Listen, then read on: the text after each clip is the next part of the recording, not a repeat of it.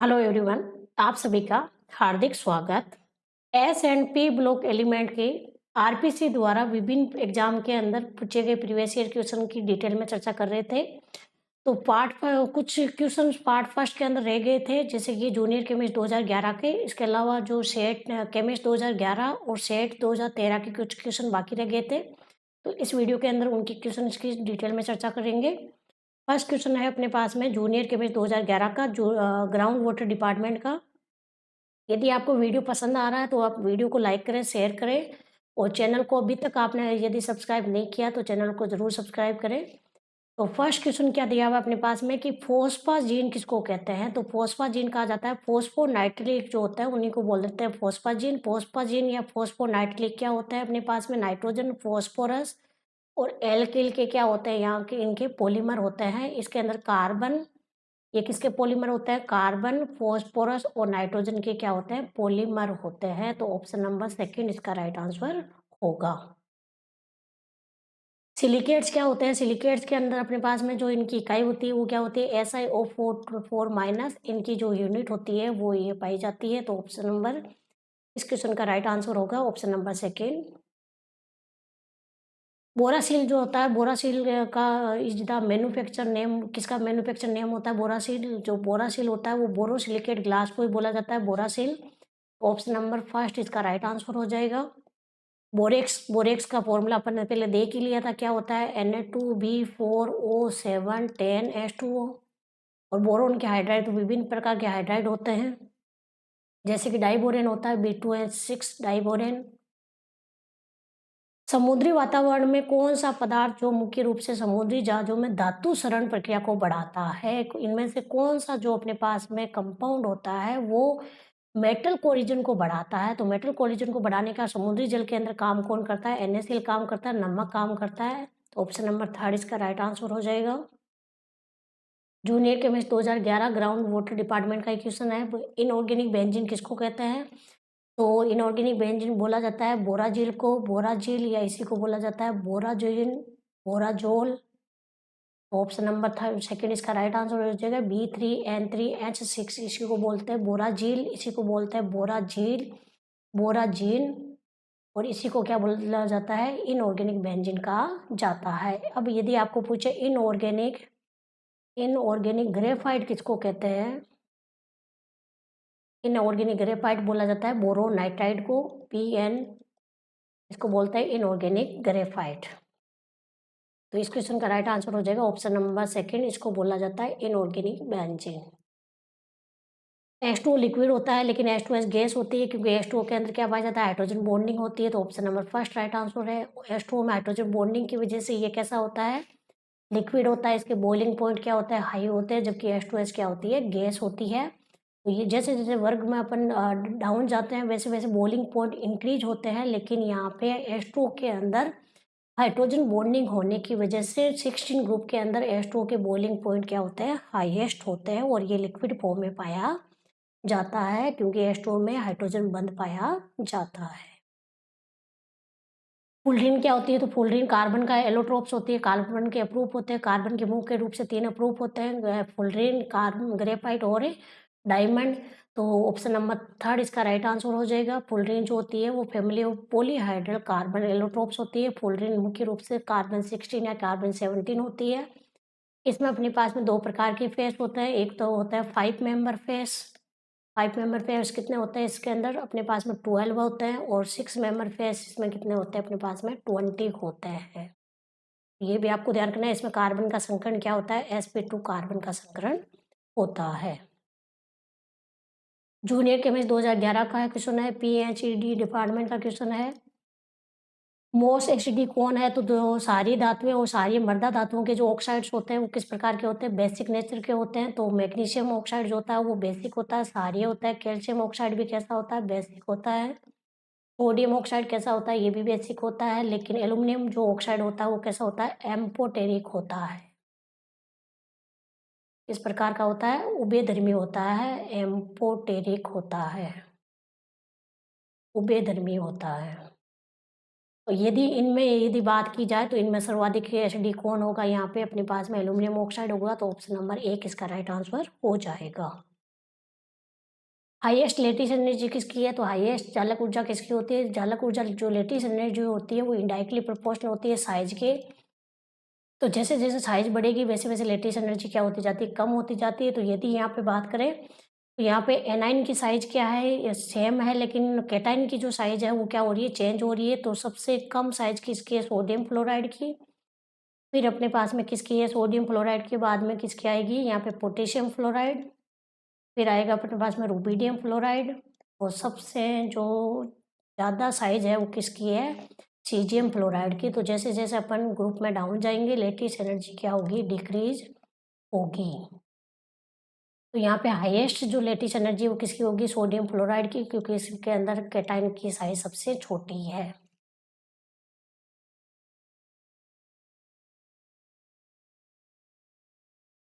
तो option number third इसका क्या हो जाएगा? राइट आंसर हो जाएगा। PCl5 जो होता है वो एग्जिट करता है, लेकिन NCl5 नहीं होता है, क्योंकि PCl5 में फॉस्फोरस के पास में 3d ऑर्बिटल होता है जो पाया जाता है।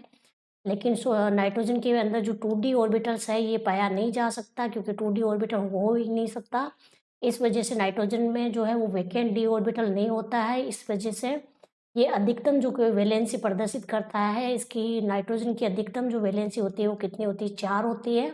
लेकिन फास्फोरस जो है वो 4 से अधिक वैलेंसी प्रदर्शित कर सकता है, क्योंकि इसमें वैकेंट डी ऑर्बिटल पाए जाते हैं, लेकिन नाइट्रोजन में वैकेंट डी ऑर्बिटल नहीं होते, इसलिए ये NCl5 का निर्माण नहीं कर सकता। तो ऑप्शन नंबर फर्स्ट इसका राइट आंसर होगा। केमिस्ट 2011 का क्वेश्चन है, सिलिकॉन क्या होता है? तो सिलिकॉन क्या होता है अपने पास में? कार्बन, सिलिकॉन और ऑक्सीजन के क्या होते हैं? पॉलीमर होते हैं। तो ऑप्शन नंबर थर्ड इसका राइट आंसर हो जाएगा। ये पॉलीमर कंपाउंड्स होते हैं सिलिकॉन के, कार्बन के और ऑक्सीजन के। केमिस्ट 2011 का क्वेश्चन दिया हुआ है, एसिडिक करैक्टर जो है ऑक्सी एसिड ऑफ फॉस्फोरस। वैसे जो एसिडिक जो करैक्टर होता है वो डायरेक्टली प्रोपोर्शनल होता है ऑक्सीडेशन स्टेट के, लेकिन फॉस्फोरस के जो ऑक्सी अम्ल होता है उनमें ऐसा नहीं होता है। फॉस्फोरस के ऑक्सी अम्ल में इसका उल्टा होता है। यहाँ पे ऑक्सीडेशन स्टेट बढ़ने के साथ में एसिडिक करैक्टर डिक्रीज हो रहा है, क्योंकि इसका जो एसिडिक करैक्टर है वो इसकी संरचना से अपन व्यक्त कर सकते हैं, बता सकते हैं। तो जैसे अपने पास में ये है अपने पास में फॉस्फोरस एसिड, क्या है यहाँ पे? Phosphorous acid. फॉस्फोरस एसिड दूसरा अपने पास में है ortho phosphorous acid. Ortho phosphorous acid.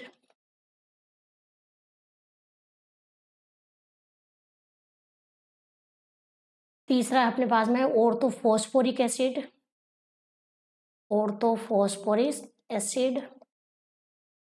यहाँ पे यदि बात की जाए तो फॉस्फोरस जो एसिड होता है उसमें 2 मुक्त हाइड्रोजन होते हैं, इस वजह से इसकी एसिडिक पावर ज़्यादा होती है।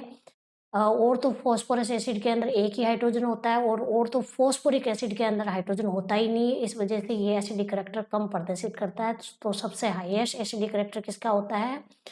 फॉस्फोरस एसिड का होता है, फिर ऑर्थो फॉस्फोरस एसिड का, फिर होता है ऑर्थो फॉस्फोरिक एसिड का। तो ऑप्शन नंबर फर्स्ट इसका राइट आंसर होगा।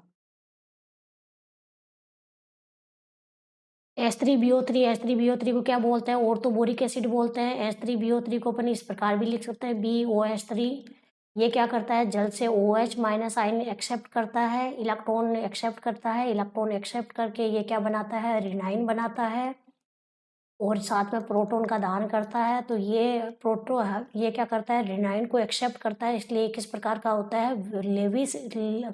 लुईस एसिड होता है, लेकिन वीक लुईस एसिड होता है और ये मोनोबेसिक होता है। तो ऑप्शन नंबर फर्स्ट इसका राइट आंसर होगा।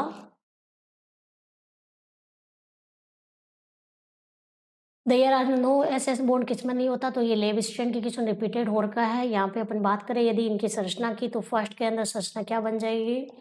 ये कुछ आपके ऑक्जी एसिड होते हैं, उनकी संरचना आपको बना के देखनी है, ट्राई करनी है। तो फर्स्ट के अंदर सल्फर सल्फर बॉन्ड है।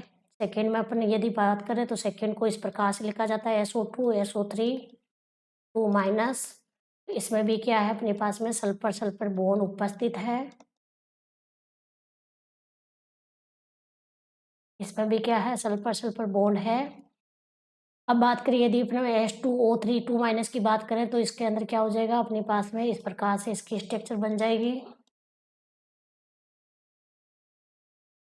इसमें भी क्या है? सल्फर सल्फर बॉन्ड है। तो इसमें भी है, इसमें भी है। यदि अपन बात करें H2O7 माइनस की सल्फेट आयन की, यदि अपन बात करें, इसको क्या बोलेंगे, पायरोसल्फेट आयन। तो इसमें क्या होता है अपने पास में, सल्फर सल्फर बॉन्ड ना होके सल्फर ऑक्सीजन सल्फर बॉन्ड होता है। इसलिए इस क्वेश्चन का राइट आंसर क्या हो जाएगा अपने पास में, ऑप्शन नंबर 4 इसका राइट आंसर हो जाएगा।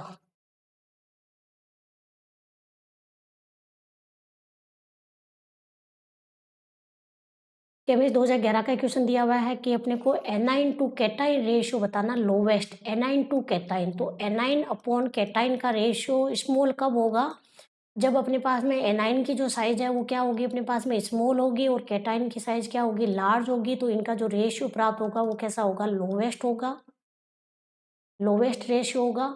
तो यहाँ पे यदि अपन बात करें कि एनाइन की, तो एनाइन एक तो फ्लोराइड है, एक आयोडाइड है, और कैटाइन होना चाहिए बड़ा। तो कैटाइन सबसे कैटाइन बड़ा कौन है, सीजियम है। अब सीजियम आयोडाइड और सीजियम फ्लोराइड में यदि बात करें तो फ्लोराइड की साइज छोटी है, इसलिए इनका लोवेस्ट पूछा है। तो सीजियम फ्लोराइड ऑप्शन नंबर 4 इसका राइट आंसर हो जाएगा।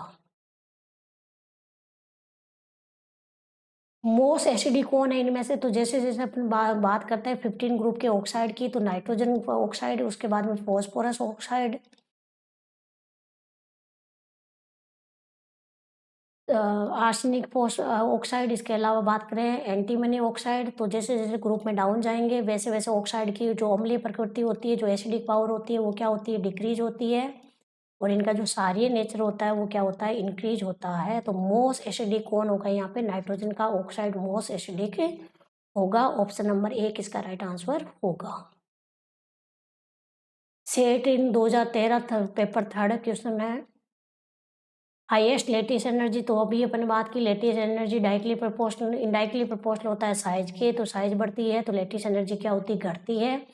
तो यदि अपन बात करें यहाँ पे लिथियम फ्लोराइड के अंदर साइज क्या है, धनाइन की और कैटाइन दोनों की, धनाइन और एनाइन दोनों की क्या है, साइज छोटी है, इस वजह से इसकी लेटिस एनर्जी क्या होगी, हाईएस्ट होगी। तो option number first right answer होगा।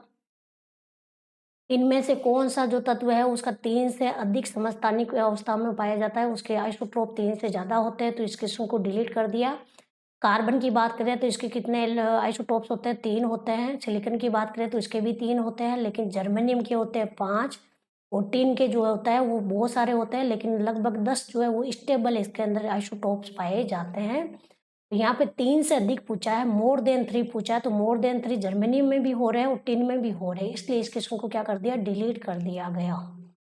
जर्मेनियम में कितना है, 5 है, और टिन में क्या होता है, 5 से भी क्या होते हैं, ज़्यादा होते हैं। तो इसलिए इसके अंदर ये भी सही हो रहा है और ये भी सही हो रहा है, तो इसलिए इस क्वेश्चन को क्या कर दिया, डिलीट कर दिया। वापिस पूछा जा सकता है, ध्यान रखना है आपको। कैल्शियम वाटर के साथ में रिएक्ट करता है, तो वाटर किस प्रकार रिएक्ट करता है, जब कैल्शियम की रिएक्शन करवाते हैं अपने पास में वाटर के साथ में, तो ये वाटर के साथ में रिएक्ट करके बनाता है, कैल्शियम हाइड्रोक्साइड बनाता है, साथ में हाइड्रोजन गैस रिलीज करता है। यहाँ पे कैल्शियम की यदि ऑक्सीडेशन स्टेट की बात की जाए तो यहाँ 0 है, यहाँ कितनी होगी, +2 होगी। तो यहाँ पे कैल्शियम का क्या हो रहा है, ऑक्सीडेशन हो रहा है, और ऑक्सीडेशन, तो यहाँ पे जो वाटर है वो किसकी तरह व्यवहार करेगा, यहाँ पे ये ऑक्सीकारक की ऑक्सीडेंट की तरह व्यवहार करेगा। तो ऑप्शन नंबर फर्स्ट इसका राइट आंसर हो जाएगा।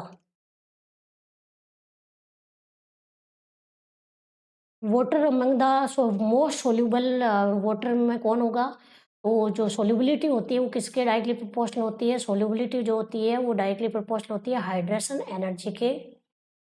सोल्यूबिलिटी जो है वो डायरेक्टली प्रोपोर्शनल होती है हाइड्रेशन एनर्जी, जलयोजन ऊर्जा की। और जलयोजन ऊर्जा जो होती है वो किसके डायरेक्टली प्रोपोर्शनल होती है, ये इनडायरेक्टली प्रोपोर्शनल होती है साइज की। अब जो लेटिस एनर्जी होती है वो इनडायरेक्टली प्रोपोर्शनल होती है साइज की, और जो सोल्यूबिलिटी होती है वो इनडायरेक्टली प्रोपोर्शनल होती है लेटिस एनर्जी के। इसका मतलब क्या हुआ कि लेटिस एनर्जी बढ़ रही है तो सोल्यूबिलिटी क्या हो रही है, घट रही है। और लेटिस एनर्जी कब बढ़ेगी, जब साइज बढ़ेगी, साइज घटेगी।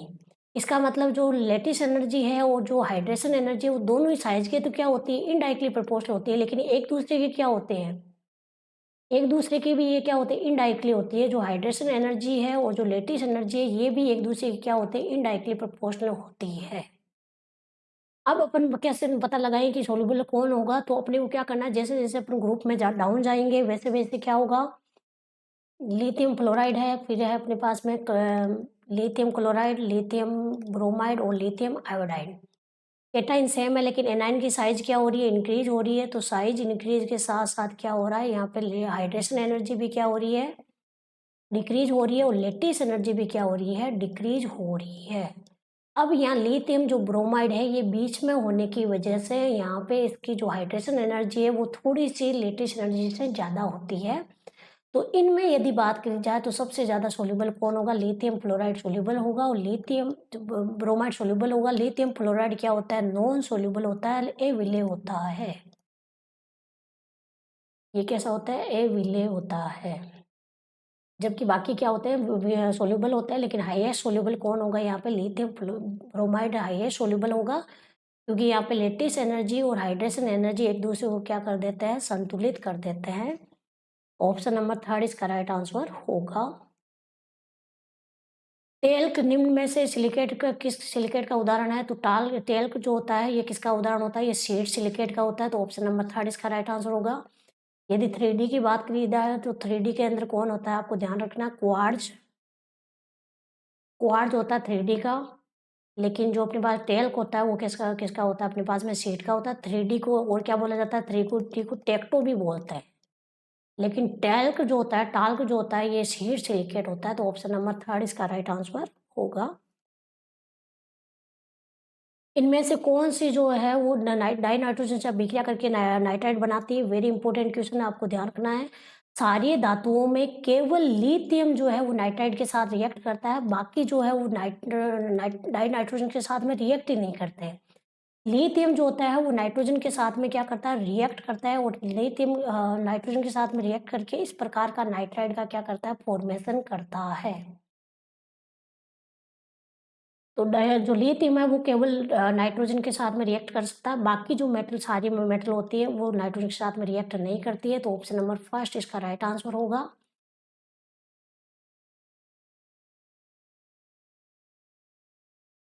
कार्बन सब ऑक्साइड के अंदर कार्बन का ऑक्सीडेशन नंबर बताना। तो कार्बन सब ऑक्साइड की स्ट्रक्चर यदि फिर बात करी जाए तो इसकी इस प्रकार से शेप बनती है।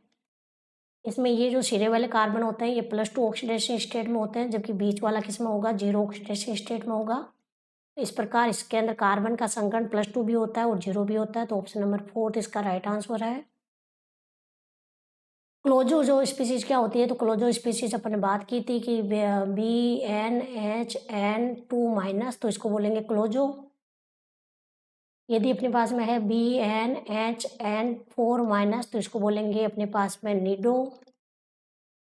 और BnHN6- है तो इसको क्या बोलेंगे, आर्केनो। तो क्लोजो कौन सा है, ऑप्शन नंबर 3 दिया हुआ है क्लोजो। यदि अपन इसको चेंज किया जाए तो ये क्या हो जाएगा, B11H11, जितने हाइड्रोजन हटा रहे हो उतने रिनाइन के अंदर ऐड कर दो, तो 4-, तो ये क्या हो गया, निडो हो गया। इसमें बात की जाए तो B5H5, तो 3 और 1 रिनाइन 4, तो ये भी क्या है, निडो है। और यदि अपन इसमें चेंज किया जाए तो B10H10 8-, को क्या बोल देंगे, BnHN8-, इसको क्या बोल देंगे अपने पास में, क्लेडो बोल देंगे, इसको क्या बोलेंगे, क्लेडो। तो ऑप्शन नंबर 3 इसका राइट आंसर हो जाएगा। तो ये कुछ बचे हुए क्वेश्चन थे S&P ब्लॉक के। तो इस वीडियो में इतना ही। यदि आपको वीडियो पसंद आ रहा है तो आप वीडियो को लाइक करें, शेयर करें, और चैनल को अभी तक सब्सक्राइब नहीं किया तो चैनल को ज़रूर सब्सक्राइब करें। अब नेक्स्ट जो वीडियो मिलेगा आपको वो ऑर्गेनिक केमिस्ट्री का वीडियो मिलेगा। तो आज के लिए इतना ही, धन्यवाद।